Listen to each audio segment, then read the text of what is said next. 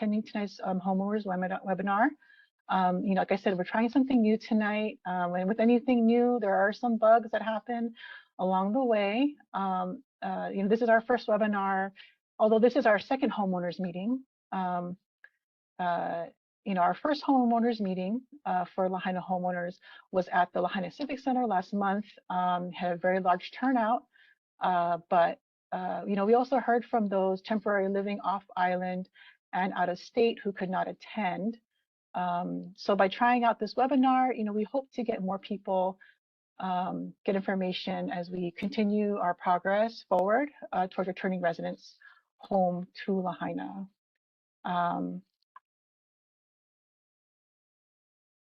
So let me see here.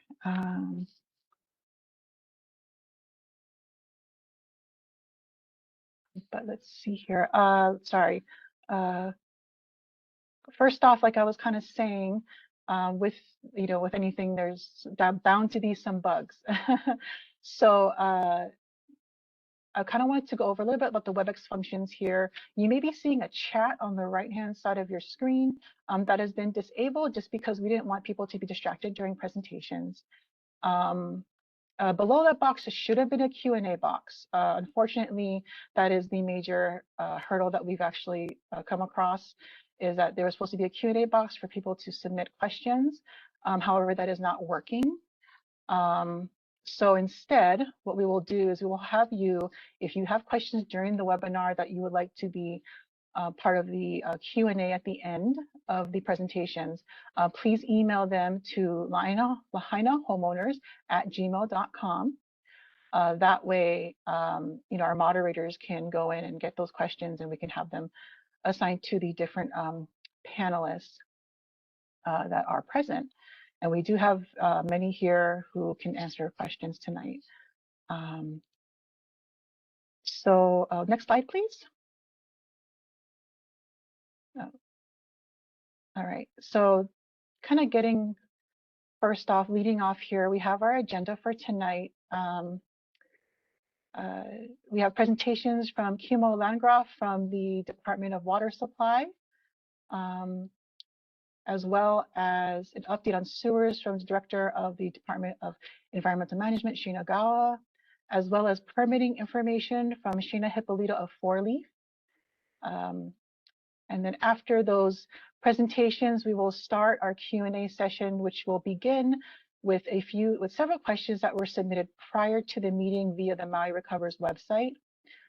And after that, we will address questions that were submitted during this webinar through that email. And then next slide, please. In addition to our presenters, we also have several other panelists who are available to answer questions.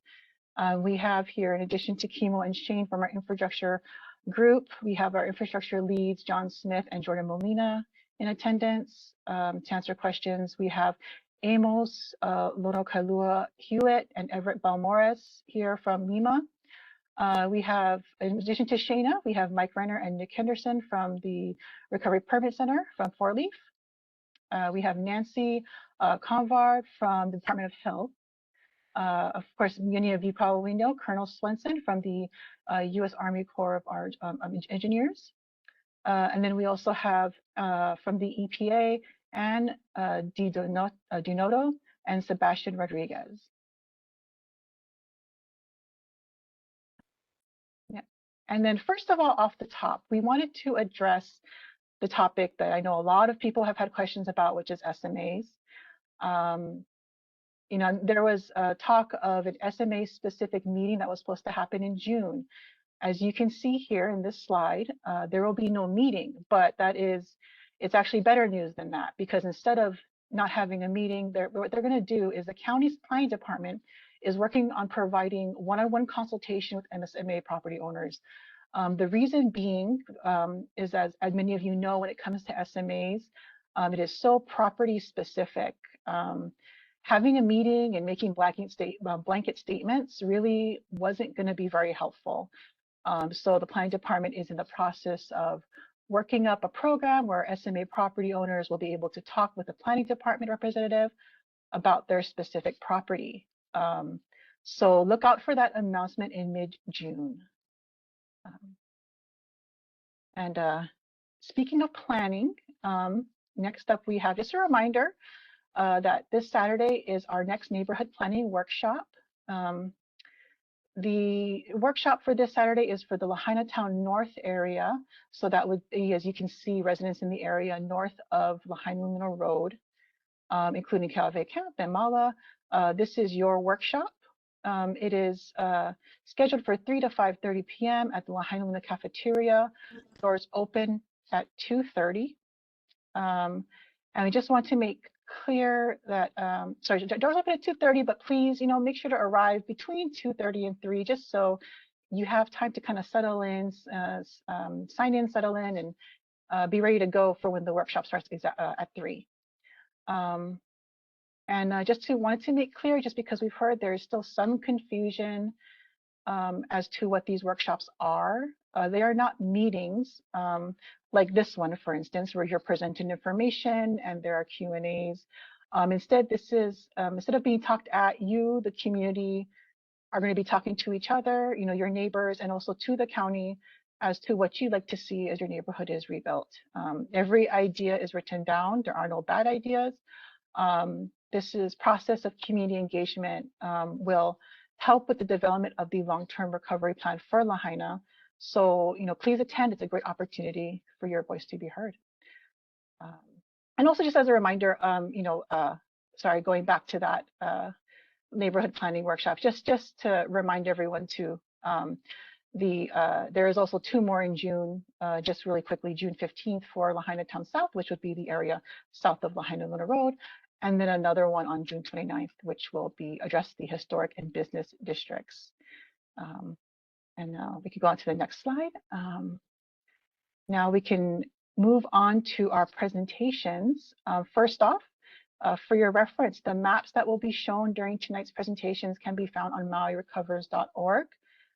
Just scroll down to the maps and data section and click on the map you like to view. You have maps on water, wastewater, consolidated debris removal, closeout packages, etc.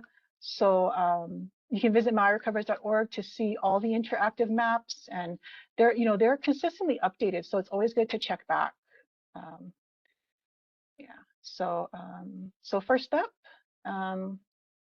we have Kimo Landgraf from the Department of Water Supply. Good evening, everybody. Kimo Landgraf, Deputy from Department of Water Supply. So I'm just going to go over some brief updates on the current status of the water system. Some of the information has already been presented at the previous homeowners meeting, so it may look familiar. Right now, the entire water system in Lahaina is pressurized and there is water in all of the lines. However, in area L5 and L6, they still remain under the unsafe water advisory. So you should check on Maui Recovers and see the guidelines before using any of the water in those 2 areas. The WS is also going to be replacing all of the meters in Lahaina, and there'll be no charge to any of the customers for that service. Once you get to that stage, you can call 808-270-7730. Also, if you happen to be in the area and you see any water leaks, please call the 808-270-7633, and then we'll go out there and we fix any leak that you guys see and that is reported. If you need to look at the areas under the UWA, you can look also on the mauirecovers.org website and look under water. Next slide, please. So in order to amend the remaining areas under the UWA, which is the Unsafe Water Advisory, which is areas L5 and L6, the County Department of Water Supply is working with the state, DOH, Safe Drinking Water Branch, and the EPA to return the water system back to service. We have done an investigation of the entire system based on the hydraulics, and that way we can ensure as we amend areas, there will be no contamination of the areas that were amended. Next slide, please. So right here, this is a status viewer, and this is on an EPA website, epa.gov/maui-wildfires/updates. And this is the current status of all the testing that is going on and all of the cutting and capping of the contaminated service laterals. So if you want, you can get daily updates on this by going to that website. Next slide, please. So what happens? So when we get the results of the sampling, DWS, Safe Drinking Water Branch, and EPA review the results and determine if any additional sampling is required or possible corrective action. A corrective action may be that we need to cut and cap any contaminated service lateral, and if we do that, then we also will replace that service lateral. So what happens after we complete with the sampling, testing, analysis, and all the corrective actions have been completed, DWS, Safe Drinking Water Branch, and EPA hold a clearance meeting. If all the criteria is met, DWS will amend the area. Larger areas can be divided into smaller areas, and that would have been based on the investigation of the hydraulics, if it can be supported.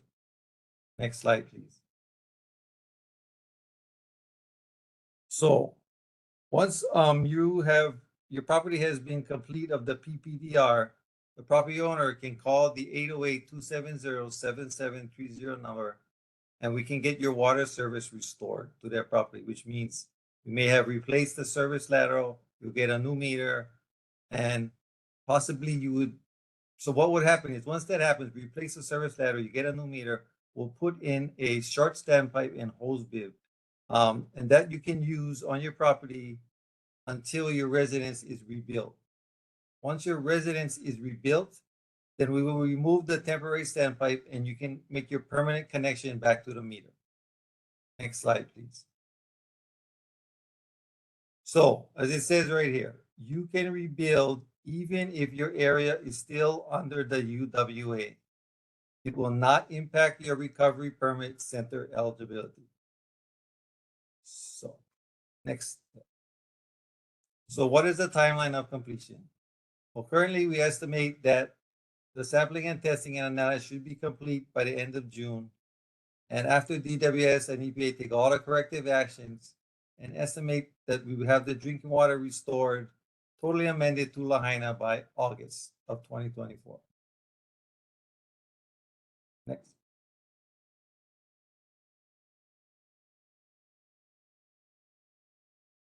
Okay, thank you so much, Kimo, for that presentation. I just wanted to remind everyone again, if you do have questions, we had to kind of make a last minute workaround because our Q&A box is not working. So please email questions over to Lahaina homeowners@gmail.com. We see we're getting some already, so I know some people probably joined maybe a little bit later and didn't know that. Again, the email address is lahainahomeowners@gmail.com. And next we'll move on to Shinagawa, Director of the Department of Environmental Management, to talk about wastewater.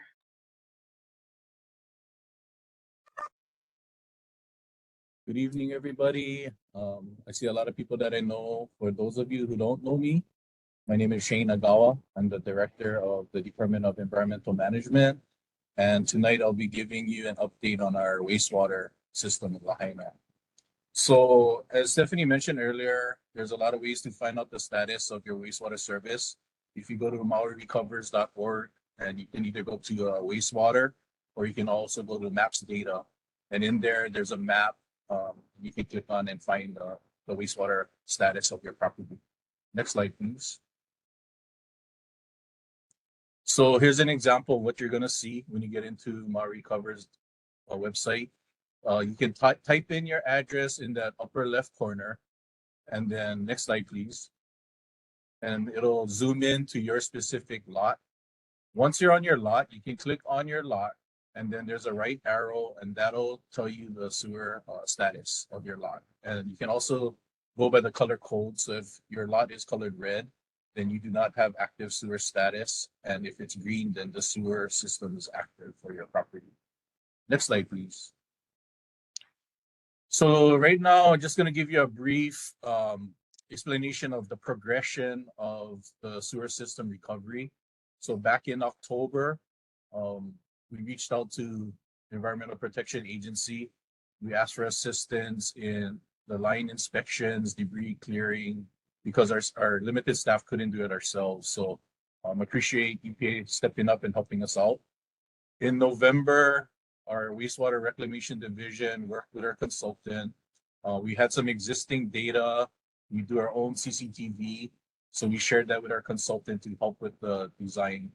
In January of this year, the EPA started the CCTV inspection, debris clearing, and by March, they concluded their portion, which is about, I want to say, over 90,000 linear feet of sewer line. Then in April, our consultant utilized that data and they started the design of the wastewater system recovery. Then in May, the current month, the design was completed and we are currently out to advertise for construction bids to do the replacement and reconstruction of the damaged system. Also this month, we are going out to get the design done on a 21-inch sewer line. That's one of our main trunk lines under the highway, on the Pilangi Highway.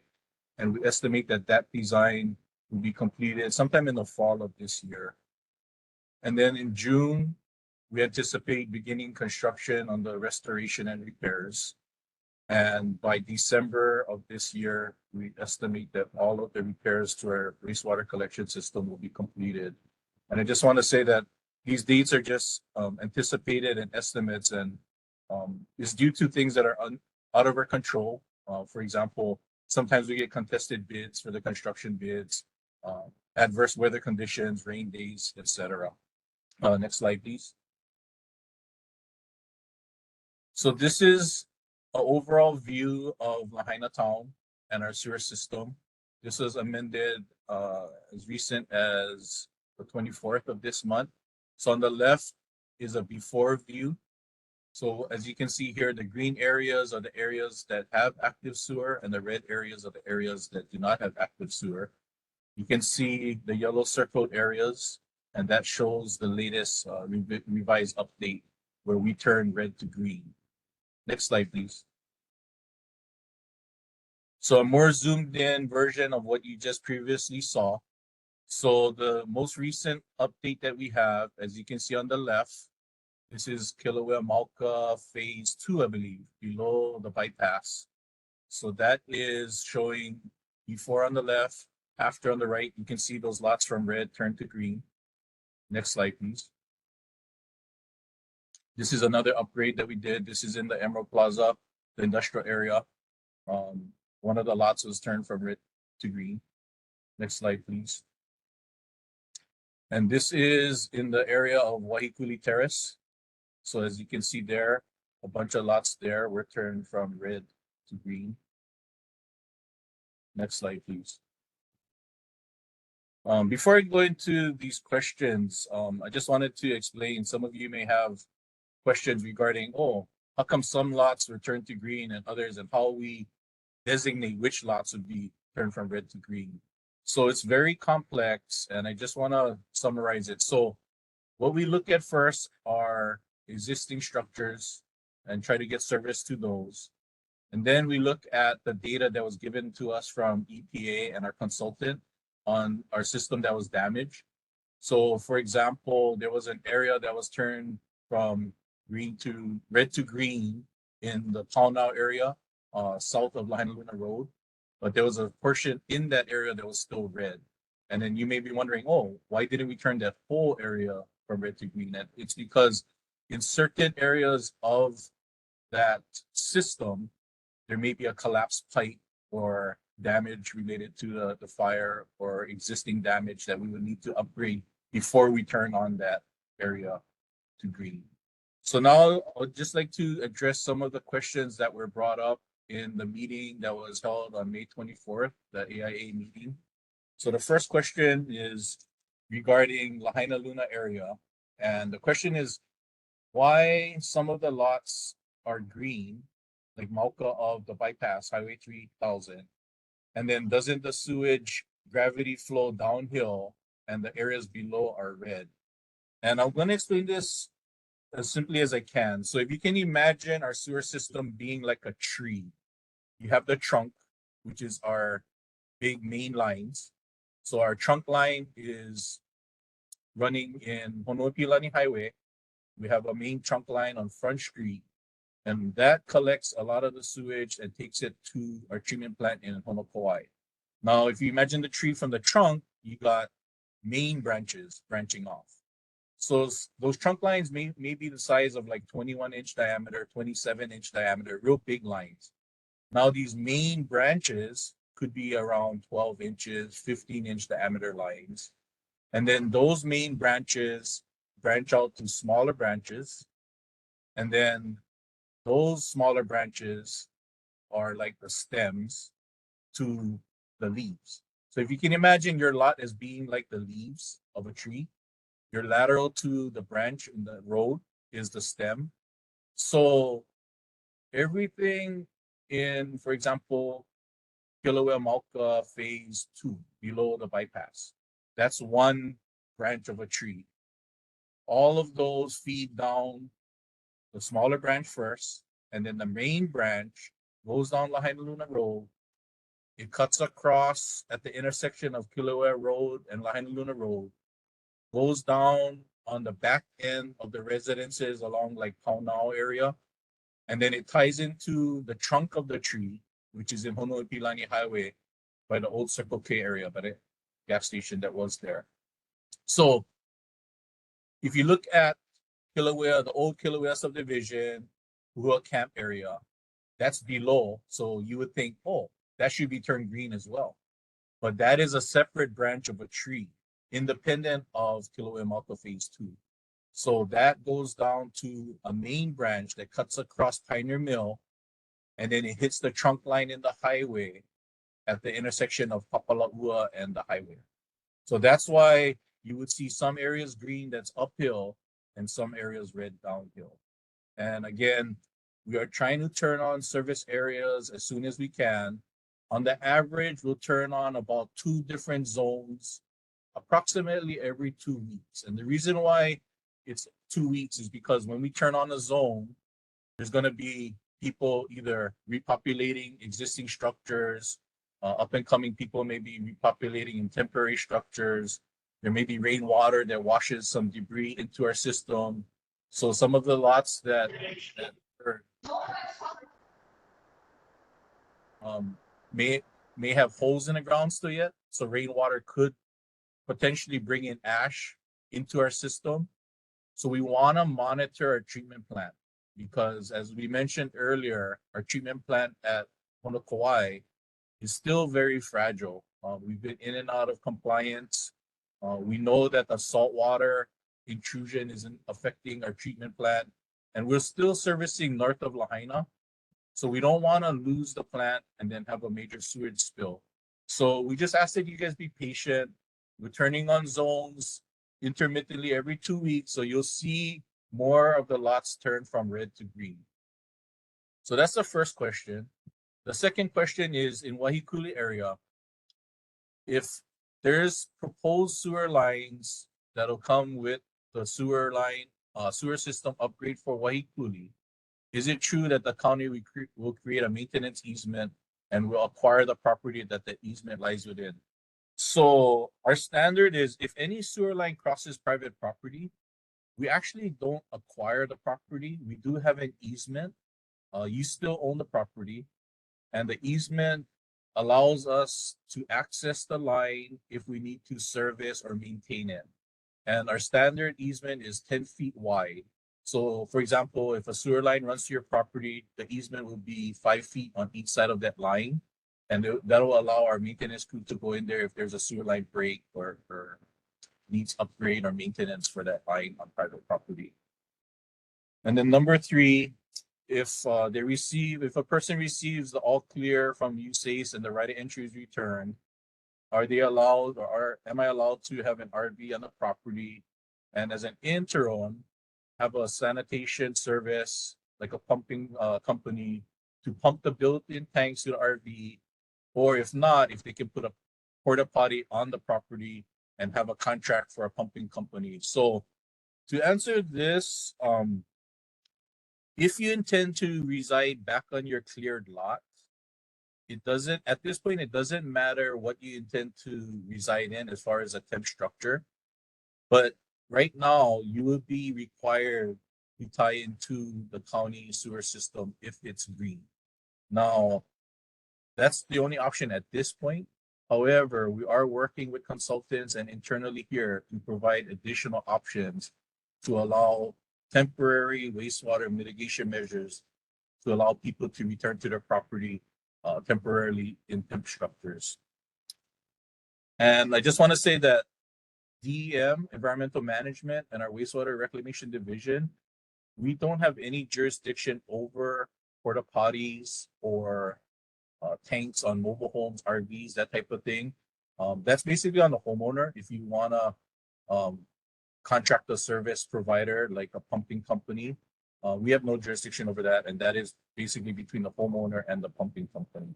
What we do have jurisdiction over are the permits for these pumping companies to allow them to pump your RV or tank or whatever. And these pumping companies, per the permit, needs to report to our department the amount they're pumping and the locations they're pumping. And that's all I have. Thank you.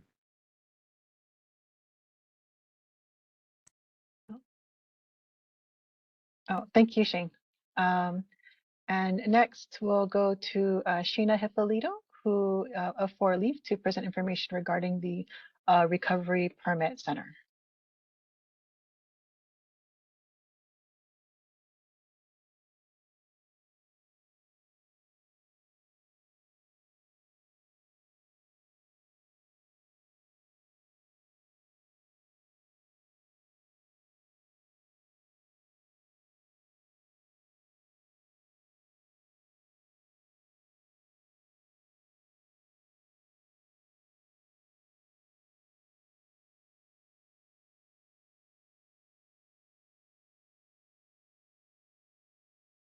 Oh, I'm not sure if we're having trouble here with Shayna. So I don't know if Nick or Mike can jump on to present here.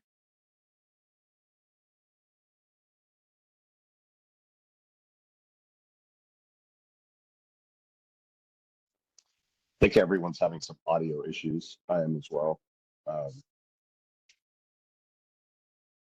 All right, we can hear you, Mike. Can you hear me? Great. So thanks everyone for being on. Appreciate it very much. So we have a pretty good amount of permits in queue right now. We're flipping things as fast as we can. I think the information is important, folks. So as you can see, Homeowner residential, all fees are waived. Homeowner village will not have any plan review fees. So basically what we're going to do is reissue the existing permit. And the 50% of fees, that will cover the cost for the actual inspection work.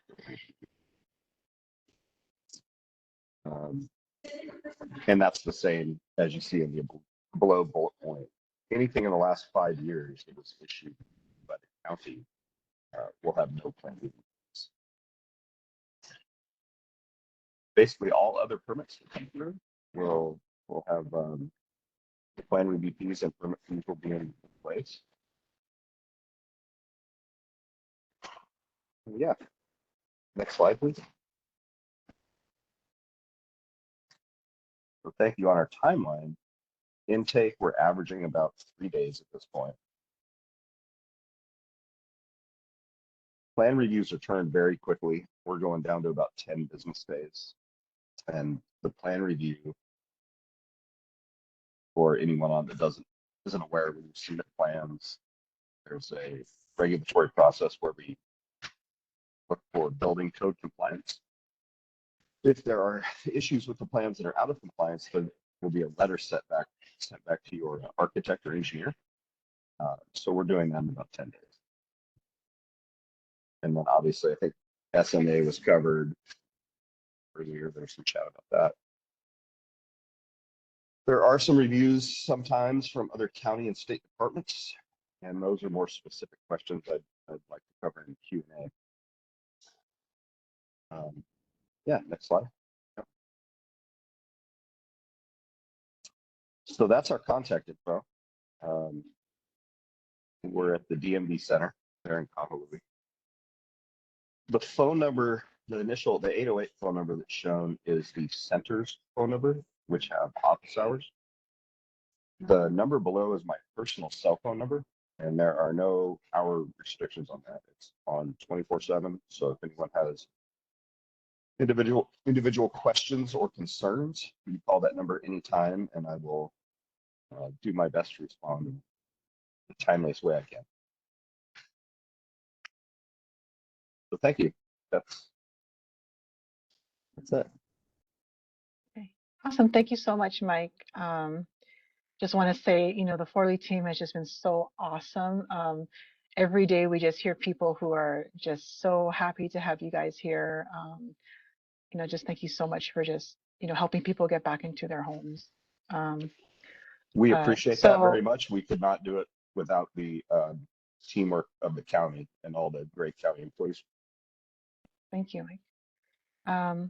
So now we're going to move into our Q&A portion. But first off, wanted to start off with a question that we received online, on an online submission form that was on Maui Recovers. And it's one that I've heard myself from friends who are trying to figure out the rebuilding process. And it's just, where do I start? They've never had to go through a process of building a home. So one great resource that we have here, and you're looking at it, is the helpingmaui.org page by CNHA, the Council for Native Hawaiian Advancement. Their rebuild page here, which is to the left of your screen there, helpingmaui.org/rebuild. It includes an overview of the steps you need to take from selecting a plan to site verification, layout confirmation, plan acceptance, and then ultimately submitting your permit application. The page also has a link to more detailed slides from the last week's AIA homeowners meeting, which are, it's a very big, I kind of went over them myself and I was just impressed by just how detailed they were. It also includes a section where you can connect with locally based builders and financing resources. So lots on that page, that helpingmaui.org/rebuild. And it also includes a link to another page that is on the right side there, helpingmaui.org/plans. Now this site here, this web page there actually answers another question that we got. Someone had submitted a question, and their question was, is the AIA still intending to donate approved house plans to the community? And the answer is yes, and it's up there right now. If you go to that website, helpingmaui.org/plans, you'll see there are currently 19 plans available for free or reduced prices for Maui wildfire affected property owners. They range from 1-bedroom plans all the way up to, I saw, a 6-bedroom duplex. And I believe I was kind of looking through, some are able to be modified to fit your needs. All you need to do is contact the architecture firm for the specific design that you're interested in and just go from there. All that information is on that page. So please utilize this wonderful resource from CNHA. They've been such a invaluable partner of the counties through this recovery process. So I highly suggest going and checking out that site. So now I wanted to go to, we had planned to kind of go through all the submitted questions that we had gotten, but I think what we're also going to do is we're going to kind of sprinkle in, we're going to start off actually with a few of the questions that we received through that email that, again, like I said before, please, if you have any questions you want to submit right now, you can do so by emailing lahainahomeowners@gmail.com. Again, lahainahomeowners@gmail.com. And so we're going to start off with the question that we got to that email earlier. Basically, okay, so construction placards, how do we get them? I believe Everett or Amos from NEMA can answer that question.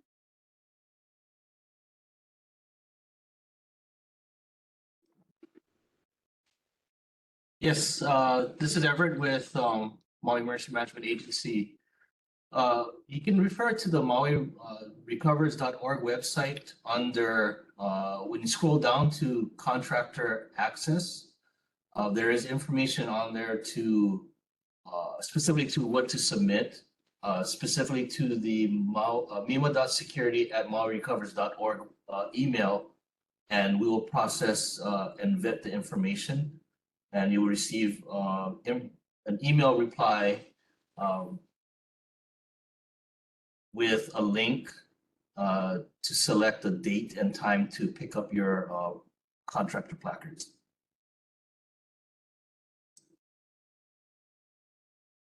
So thank you so much, Everett. I think then we'll go to next question. Will the one-on-one meetings be available electronically for homeowners who have had to relocate off island? This is in reference to the SMA one-on-ones that were announced earlier in this webinar. Planning is not present here to answer. The planning department is not here to answer that question. However, it hasn't been formalized yet. That's, they're still planning out the process, but there will be a way to conduct these meetings virtually for folks who have been relocated off island. The planning department is very aware that not everyone is on island to attend those. So that will be announced in the in that mid-June announcement of the program. So more information will be available then. And then moving on, another question that came across was, I know that the state and county is helping to solve the short-term housing needs for the next couple of years with their upcoming temporary housing projects. What is the long-term permanent housing solution for those who are Maui residents, but who did not own the homes or rented the homes they lived in Lahaina? For that question, unfortunately, our housing RSF was not able to attend this tonight's meeting.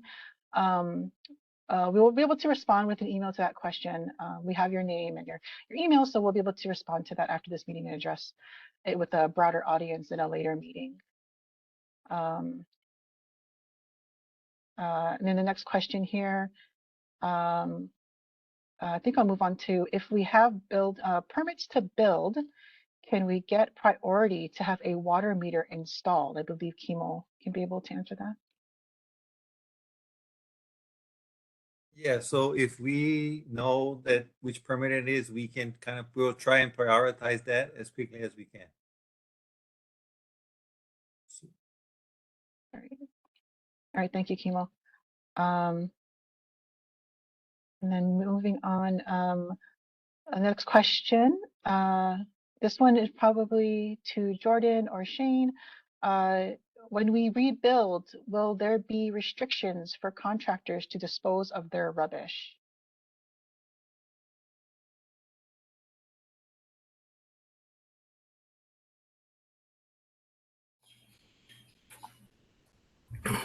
Aloha, everyone. Jordan Molina, Director of Public Works. I probably need to call up Shane for this one too, but same requirements regarding disposal of construction debris. They'll have to work with Solid Waste Division to make sure they handle their materials accordingly. Shane, you want to chime in? Yeah, so the materials, if they're considered non-hazardous, we would just accept it normally as debris at our landfill during the rebuild. So by the time you guys rebuild, the lot is cleared and there shouldn't be any type of disaster debris related. But if I'm understanding it correctly, as far as construction debris, then that would be accepted at the landfill.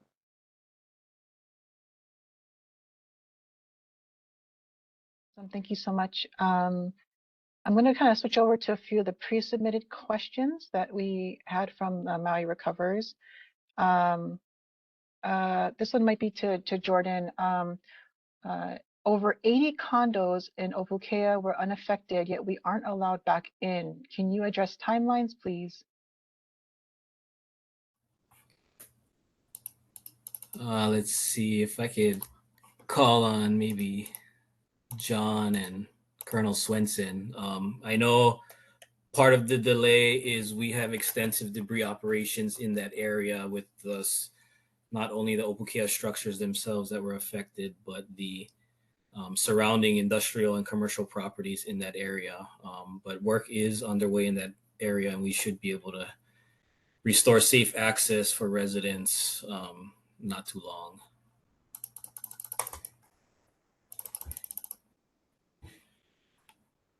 Jordan, that's correct.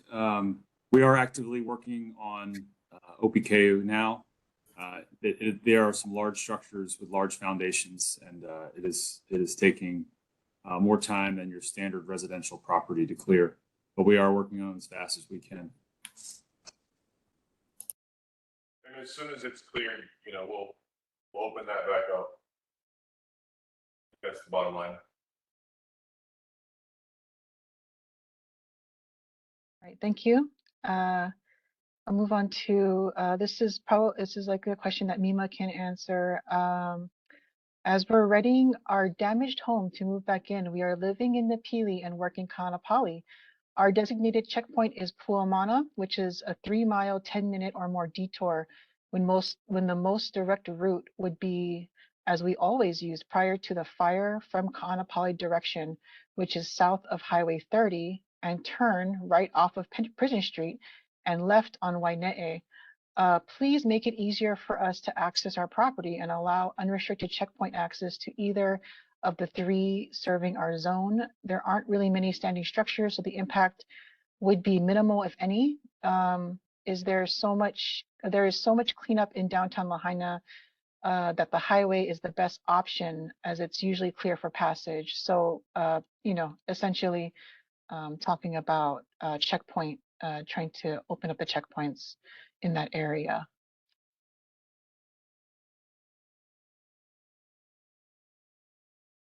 Aloha mai kako. This is Amos Lono Kailua here at with Maui Emergency Management Agency. Thank you for the question.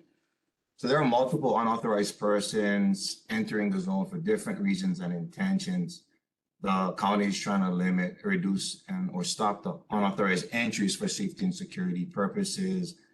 Allowing entry from different checkpoints would complicate our means of confirming and validating rightful entry into the correct zone. Residents are only allowed in the zones in which they reside. This measure is to protect residents from disaster-related incidents that include disaster, tourism, and theft.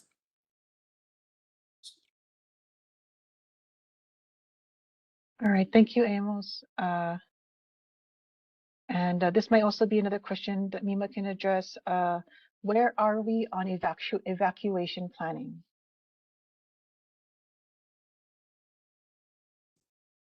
Yeah, aloha again.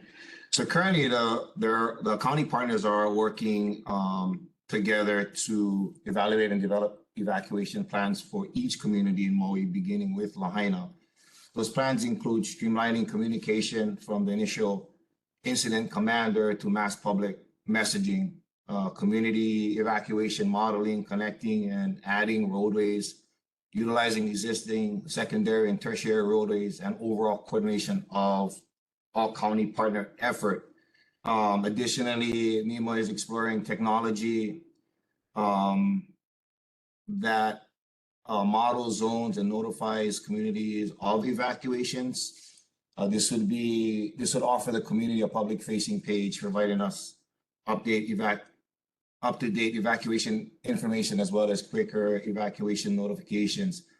That technology has gone in different directions, but I think we found the technology that we're looking for that will provide that for the community, and that technology could be online as early as July 2024. There is a plan to present the exact measures that are being taken to the communities. Once again, starting with Lahaina, we are looking at Lahaina's roads, connecting streets, adding specific roads to improve the evacuation of Lahaina specifically. And there's a plan to share all that information collectively with all the partners soon. Thank you. Stephanie, I wanted to jump in real quick and just add that regarding access through the zone, We are working with the Department of Public Works and State DOT are working to restore the Honopilani Highway for access, at least through the burn zone. And we are targeting to do this by August in anticipation of the school year starting up again. Thank you.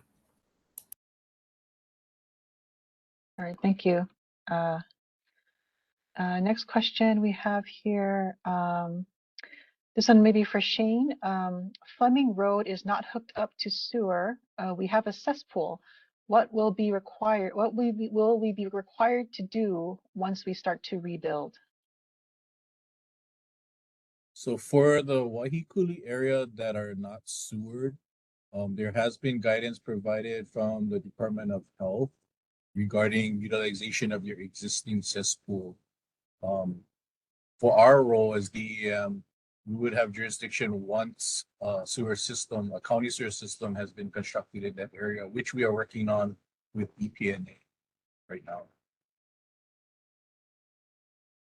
This is Mike Renner. So whoever has that question, if you can, if you have my contact information or the center's contact information, I can send you the form that will be required for that. It's basically a plumber or an engineer has to do some investigation on the system, but it's fairly simple.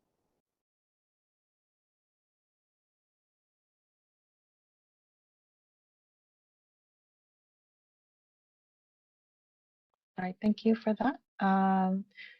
Next, I will go back to some of the pre-submitted questions here. This will be for Colonel Swenson.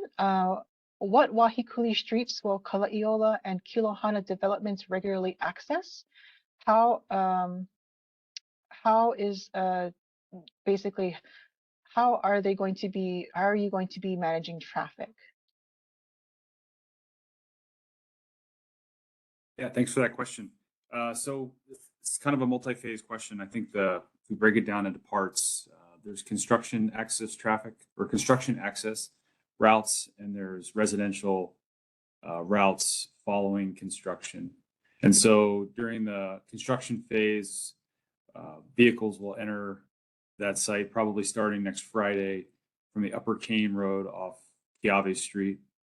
They will enter heading north and drop into both the two sites, and then they will exit the Fleming Road, and they'll make a left-hand turn at the traffic light at the bottom of Fleming Road. Some of our four-wheel traffic will also come in Wahikuli Road and enter the site that way. During the residential phase where residents move in, since this is temporary housing and this was built with the intention that as homeowners start to rebuild and move back into their homes, and there's less of demand for temporary housing, that it's essentially a zero balance. So as they move out of temporary housing and into their own homes, there's the same number of cars in the system. And so the plan is for them to use Fleming Road as of now. Over. Thank you so much, Colonel. I guess we'll go to a question that would be for Shane. The sewer usage, regarding sewer usage, are we looking at, okay, you know what, sorry, this question is, I'm not able to make up what the question is. I'm gonna move on to another question. This would actually be for, likely for Forley, for maybe Jordan. If we apply for a permit and it gets sent back saying they want to widen the streets, will we be refunded permit fees, architect permit fees, etc.? Is there a refund if we get denied if the county decides to do work?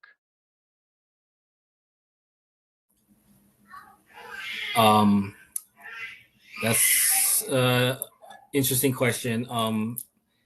You would not necessarily be denied a permit if you're a property that is triggering road widening requirements.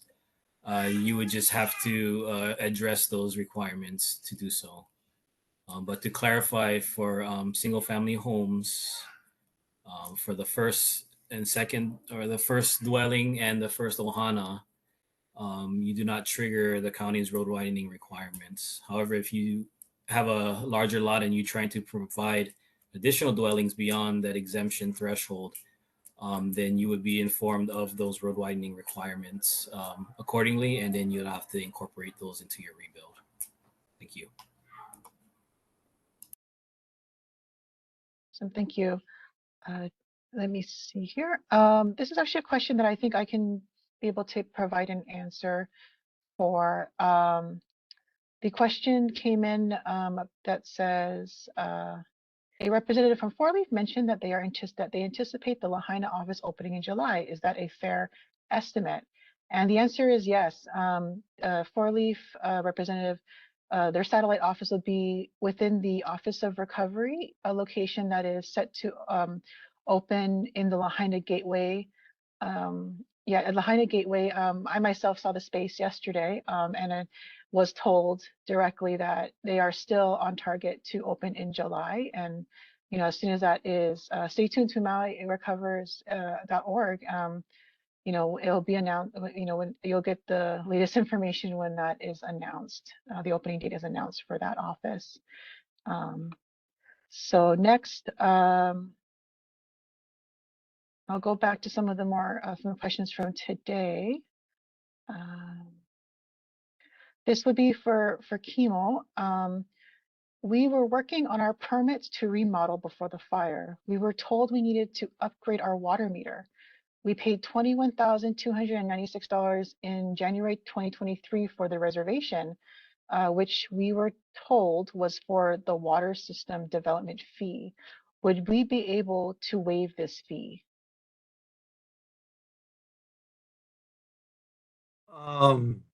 So most likely you won't be able to waive that fee because you're asking for a meter upgrade. I can look into it, but at this time we're not going to waive that fee because you are asking for a meter upgrade, and that was done before the fire.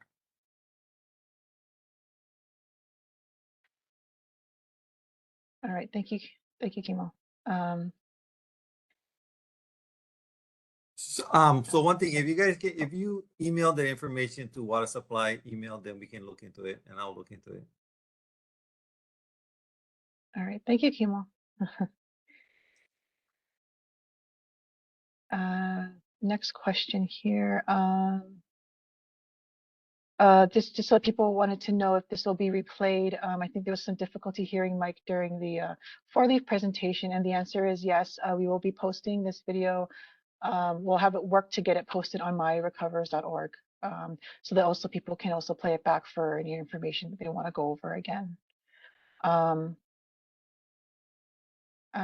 So this was a question for Four Leaf. For homes over 5 years, are the permit fees not waived then? That is correct. The plan check and permit fees are not waived. Thank you.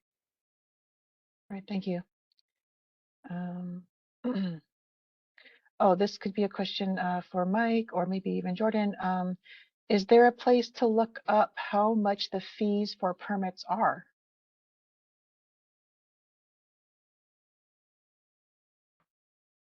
If anyone contacts our office, we can run through and give a very accurate estimate of what the permit and plan check fees will be for an individual structure. Thanks. All right, thank you, Mike. All right. This also may be another question for Four Leaf. My home is in the SMA. Will Four Leaf be available to help with the rebuilding permits for my cleared lot in the SMA? If so, then when?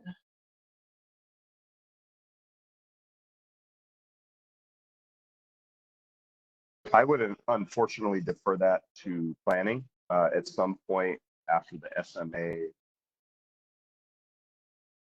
after the lot's cleared and the SMA permit is passed through, be it a major or a minor, then we would take care of the building side of the permit.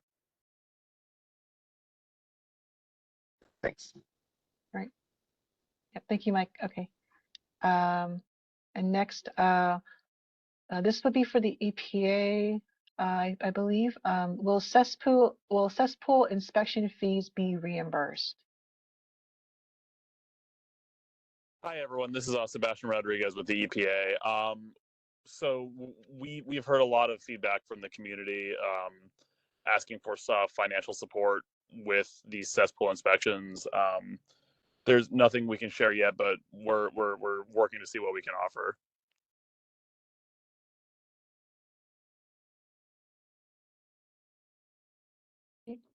Awesome. Thank you, Sebastian.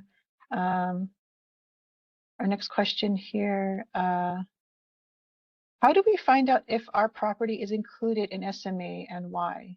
I'm not sure if Jordan can answer that or someone else can answer that.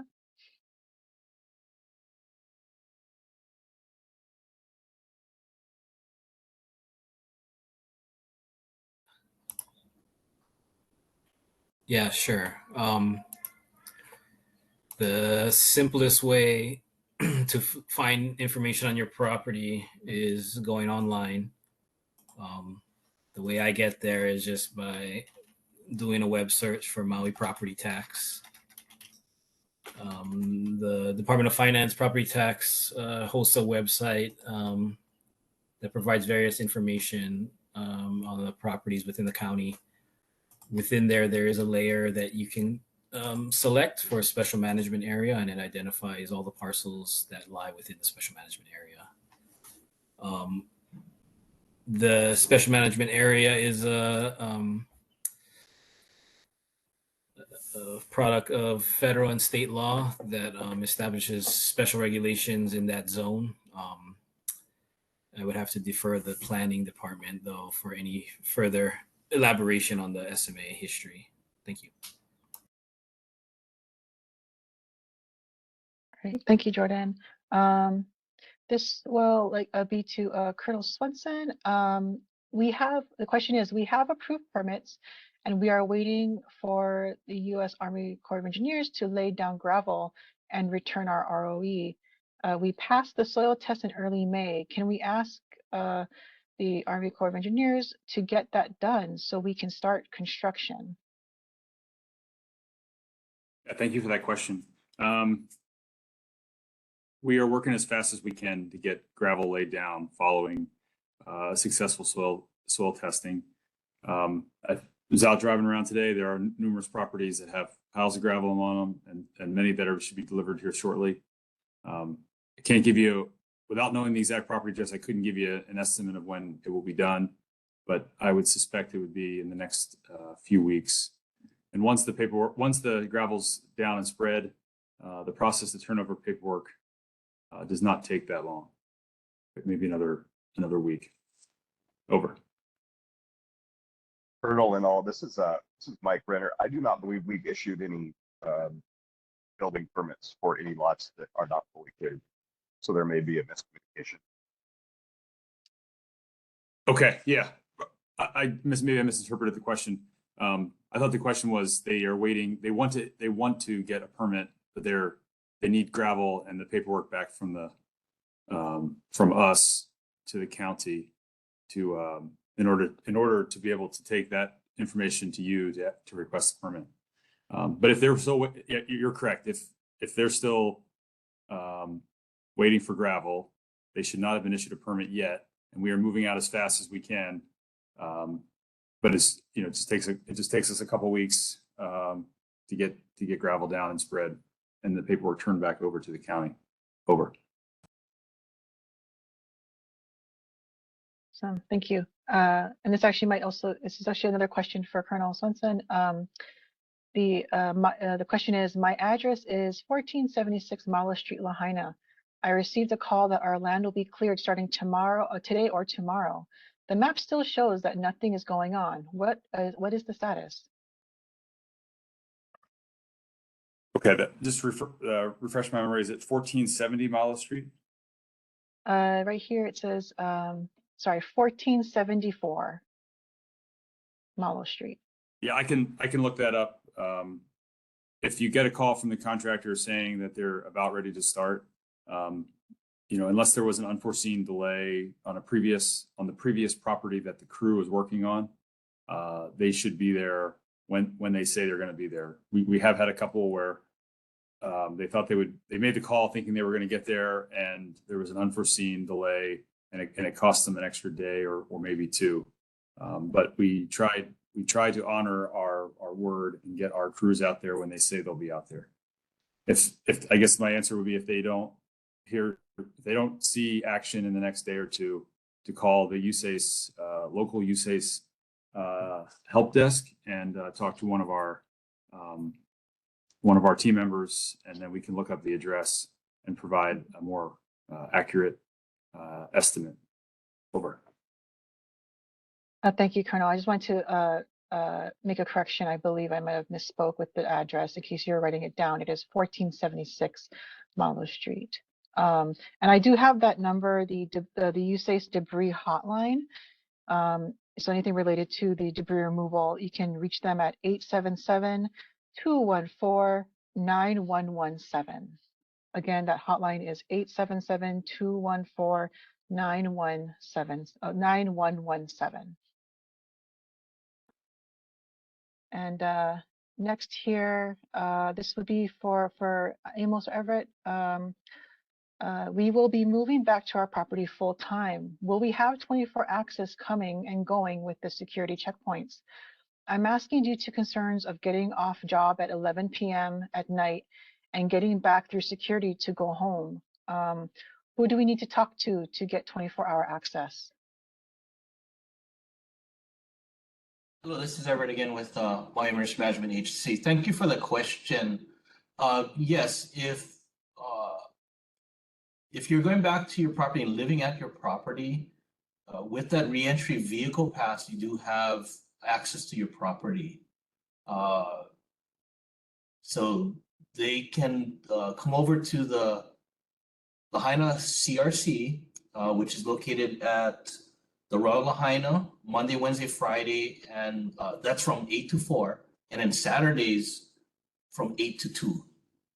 You would have to present your license that has the address on there, or deed to the property. So if you have that white and green reentry vehicle pass, which was the ones we issued for going back to your property to sift through, or to go back to do maintenance, then that is the same one. You don't have to get a new one.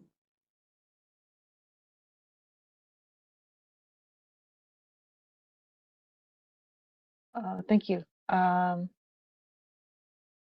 We had a response from the person who asked about the waiting for the gravel. They did want to note that they do have their permits, but it did not go through 4-leaf.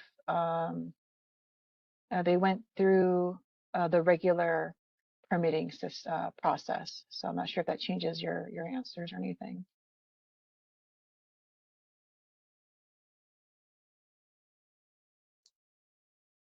Yeah, I would say maybe I'll thank you. defer to Mike, but I don't. Yes. I mean, we're still working to get it cleared and get gravel down. Over. Thanks for noting that. I appreciate it. If we can be contacted directly on what that address is, I can follow up individually with the homeowner. So for anyone who didn't catch it, my phone number is 925-785-3581.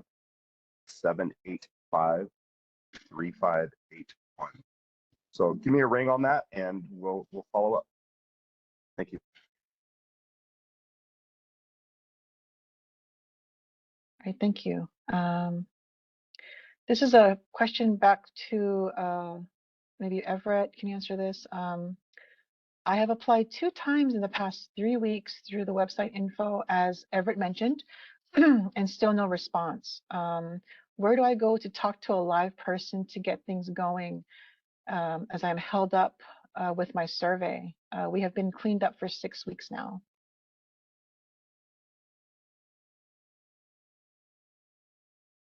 This is Everett again. I guess the easiest way for me to do this is to have the name of whoever it is. I guess Stephanie can whichever way to get it to me, and I can go follow up on that. Yes, these are submitted through the email, so we will have this person's email and we'll Okay. pass it along. Yeah. Perfect. Thank you so much. Okay.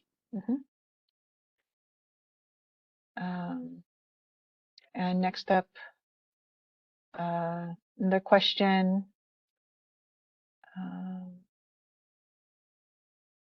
This may be for Shane. If your property has an easement on it, will the homeowner pay the full property tax, or is the county responsible for the portion of the easement? Thank you for the question. Unfortunately, I do not know the answer for that. But I can get the answer. I think that's for Department of Finance to assist. But if I can get the person's contact information, I can follow up. All right, we'll also get that person's email to you. Kind of just going back. Let's see here. This might be for something that Jordan might be able to answer. Having access to a machine such as an excavator, is a permit required for grading?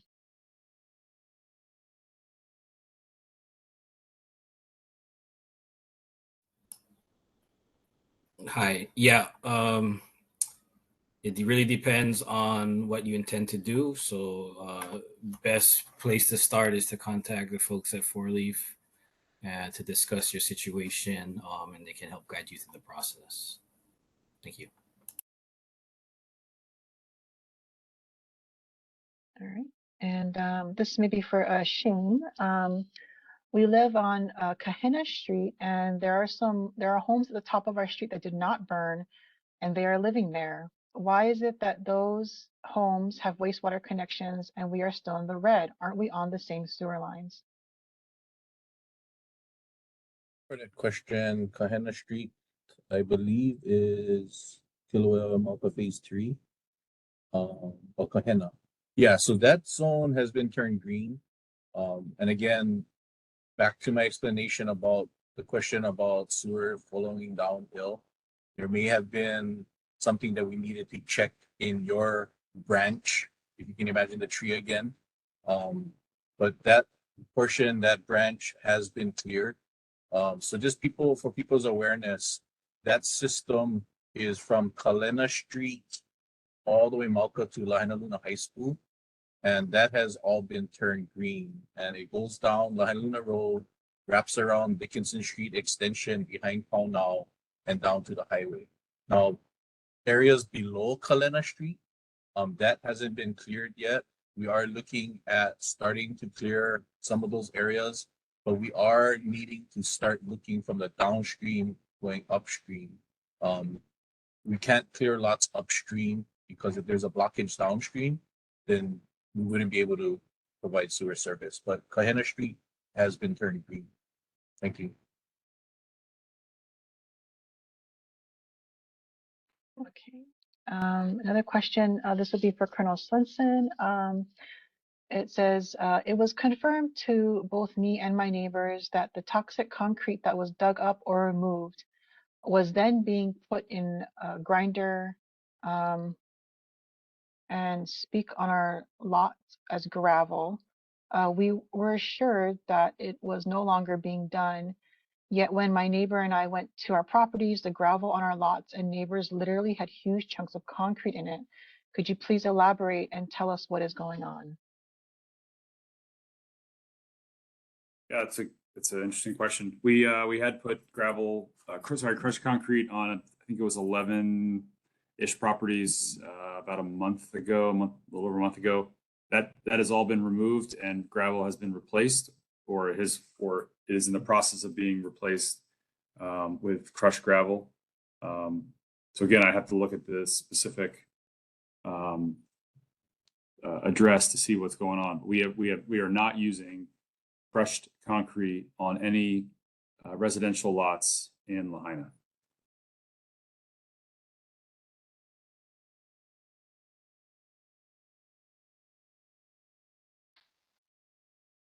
Great, thank you.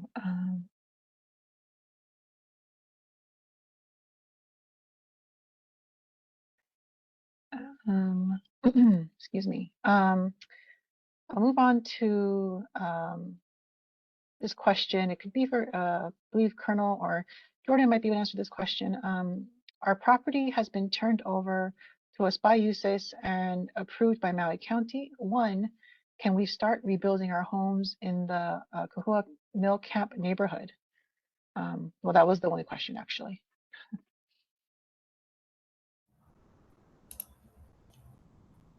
As soon as you get your permit, you are that means you guys are ready to rebuild at that point.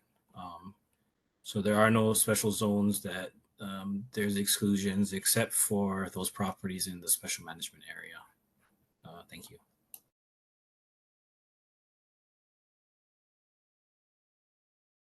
All right, thank you.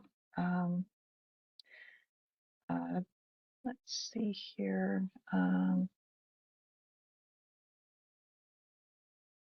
Next question, this could be is for Jordan as well. Is the County of Maui paying for the property marker / pins if a homeowner needs to have them replaced?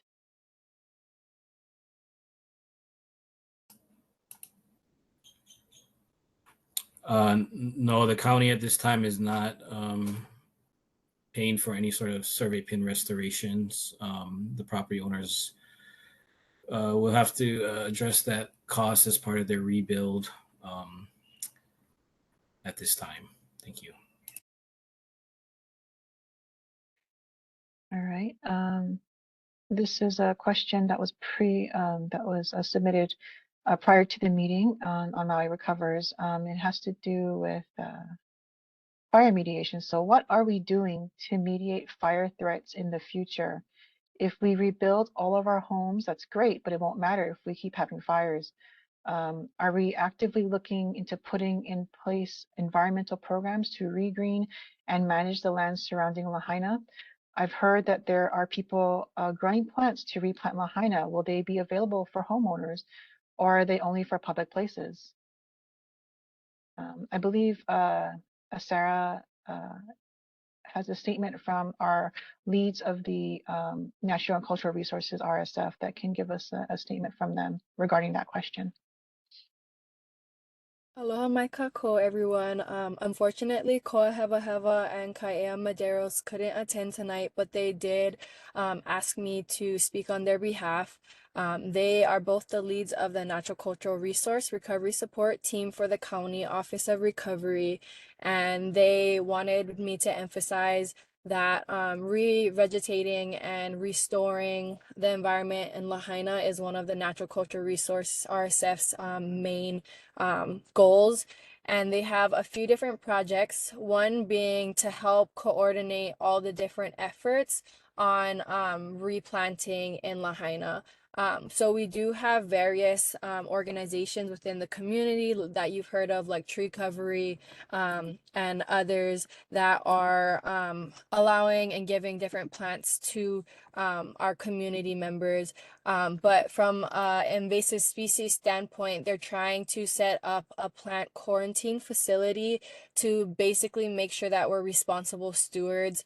We understand that our community wants to replant and do landscaping on their properties, and that is very much needed, especially in terms of resiliency after the disaster that happened. But they are very much aware that bringing in plants in large quantities could become a vector for invasive species spread, such as the little red fire ant and coconut rhinoceros beetle. And so they're currently putting together a task force to basically unite all these different grassroots efforts, plant nurseries, and people within our community that have extensive knowledge on plants and revegetation and restoring that landscaping in Lahaina in both public areas and for private property owners and homeowners.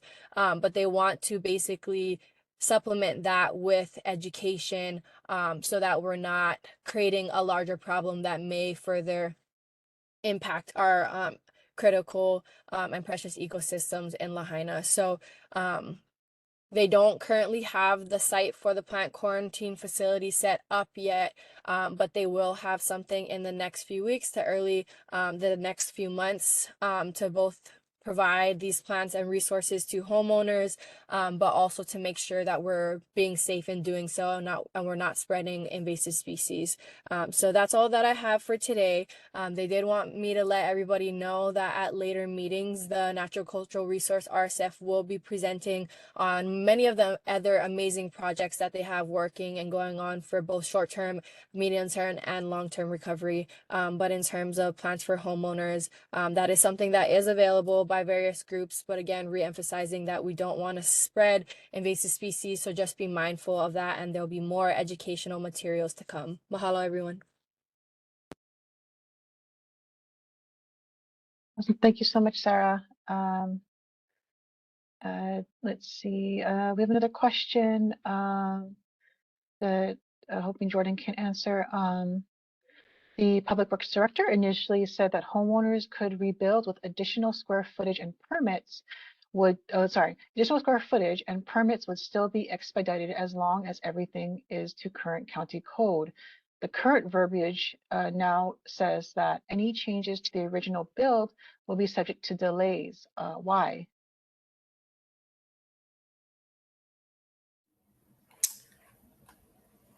I would have to ask where that statement came from because I don't believe that's accurate. Mike, I don't know if you want to jump in too, but all the residential rebuilds are eligible for the disaster recovery permit, barring any matters regarding SMA. As long as you're within the district standards for the zoning you have, there shouldn't be a problem with getting your permit reviewed through the team with 4-leaf and the disaster recovery permit. Thank you. Thank you, Jordan. I agree. I haven't heard any oddities come up yet. If maybe someone's trying to put 6 structures on a lot or something really out of the ordinary, it may be an issue, but no, I have not heard that. So I would need specific APN information. All that. Thank you. All right, thank you. Thank you. And this one, a question maybe for Kimo. When we see that we have been given a new water lateral, how can we find out if the water test has come back clean?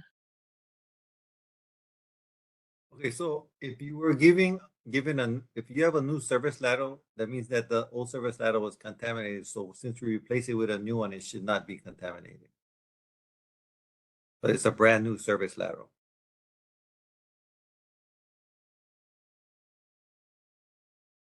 All right, thank you, Kimo. And this one maybe for Mima. Once the lots are cleared from zones that have a lot of standing homes, will the zone be able to go green with unrestricted access? Yeah, thank you for that question. The direction that we are going in with our partners in the zones, working in the zones and in the county, is to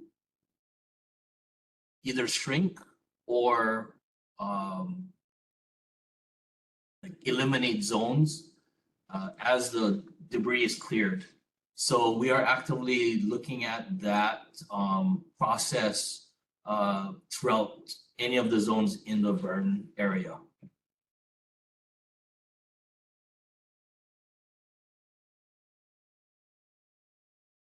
All right, thank you, Kimo. And this will be our last question as we're kind of approaching the 7 o'clock hour. Let's see. This one may be for 4-leaf or Jordan. When will we find out if our roads will need to be widened or any other changes that may affect the permitting approval? I know that we had already said earlier that it should not affect permitting approval, but maybe if we can kind of figure out, I guess maybe a timeline of when they would be able to find out that sort of issue as far as the roads being widened or any other changes.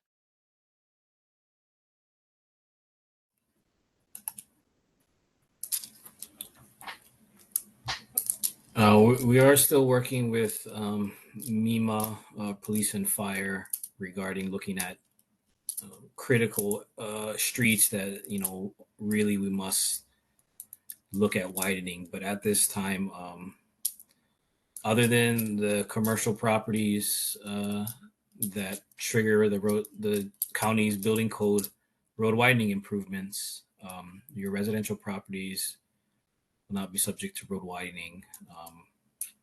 And most likely, in particular, through the neighborhoods themselves, any sort of road widening would not be pursued. The primary focus for road widening would be more of our major collector roads, such as Lahaina, Luna, Waine'e, Front Street, Papalawa. Those larger roads that have to carry larger volumes of traffic and people, particularly in evacuation scenario, those would be prioritized first for any sort of widening efforts. Thank you. All right, thank you so much. That essentially concludes our webinar for the evening. I'd like to thank our presenters and panelists that provided information and were able to provide answers to a lot of questions that people had, particularly our infrastructure group, who has been working so hard to get everyone back in their homes, and who have taken the time out here tonight to answer, again, so many questions that I know so many of you have been waiting to get answered. Please know that we are keeping a record of all the questions that came up tonight that were not answered, and as well, before the ones that were submitted beforehand and the ones during the webinar that came in that were not answered tonight, and we will make effort to get those answered. We are in the process of working with our Maui Recovers web team to have fact sheets available on a more regular basis to provide answers to questions that are asked during meetings such as this, the weekly community meetings, and also the ones that are submitted to the Maui Recovers website.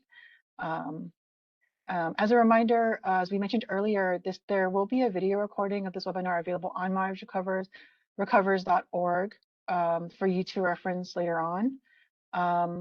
And again, just please visit that website, myrecovers.org, for any of the latest updates, including those data maps that were presented earlier in the webinar. They're a really great resource to just stay updated, the latest as those maps change. Especially those maps that change from red to green. Always good to see it. Yeah, again, thank you everyone for attending. Thank you to all our panelists. And hope you have a good night. Thank you very much.